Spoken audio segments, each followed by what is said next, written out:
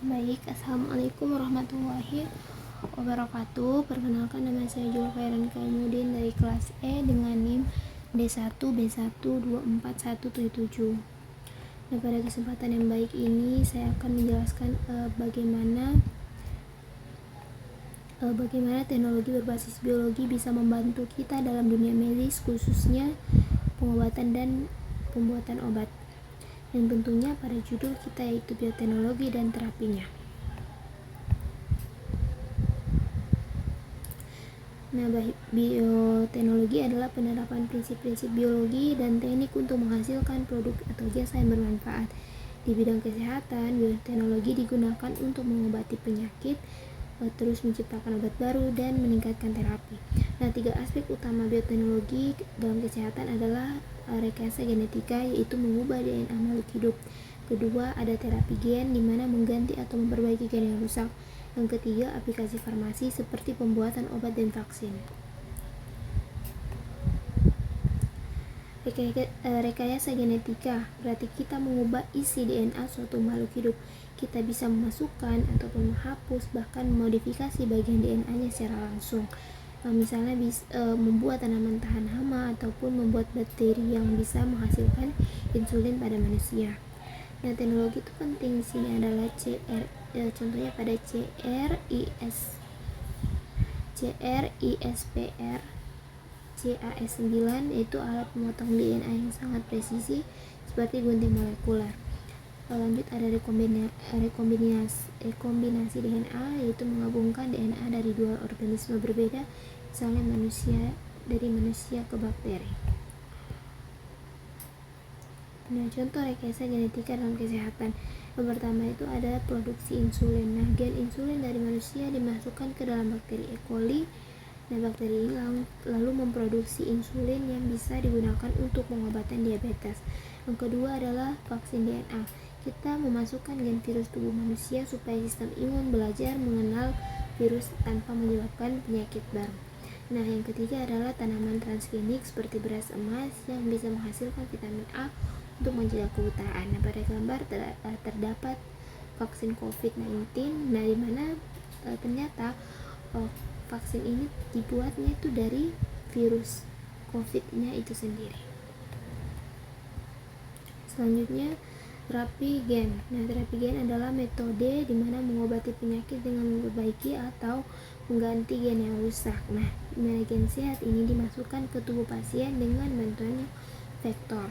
Nah, biasanya virus yang dimodifikasi ini agar tidak berbahaya lagi. Itulah sebenarnya yang saya bilang ya, dimodifikasi kembali.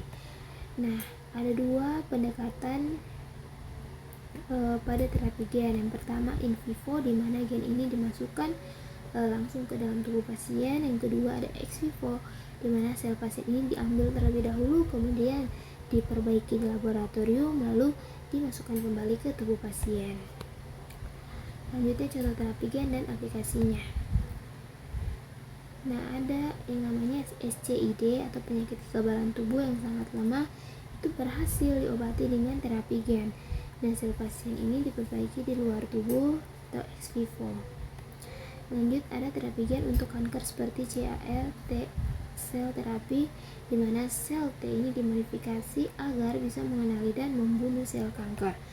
Lanjut ada hemofilia, di mana bisa diobati juga dengan terapi gen yang memasukkan gen faktor pembekuan darah ke tubuh penderita.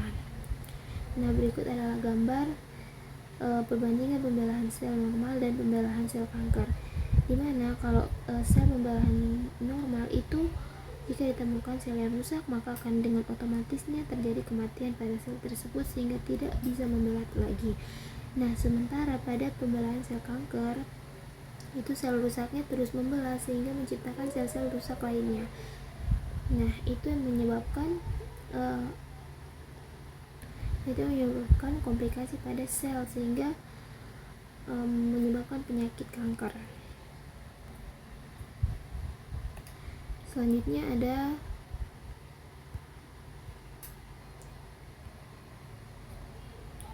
tantangan dan risiko terapi gen. Nah, walaupun menjanjikan, terapi gen tetap punya tantangan seperti tubuh bisa menolak virus pembawa gen atau terjadi imunogenisitas. Yang kedua, tidak semua sel target bisa dimasukkan ke gen atau efisiensi yang rendah. Terus, potensi risiko kanker jika gen menyisip ke tempat yang salah atau terjadi mutagenesis. Namun, teknologi seperti CRISPR itu sudah membantu membuat terapi ini lebih aman dan presisi. Selanjutnya, aplikasi bioteknologi dalam farmasi.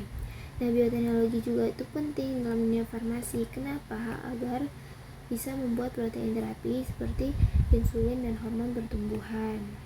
Terus membuat antibodi monoklonal misalnya pada obat kanker, trastuzumab, atau penyakit autoimun yang disebut dengan adalimumab. Nah, vaksin rekombinan seperti vaksin hepatitis B dan COVID-19 mRNA juga menggunakan teknik ini. Dan berikut merupakan proses protein rekombinan.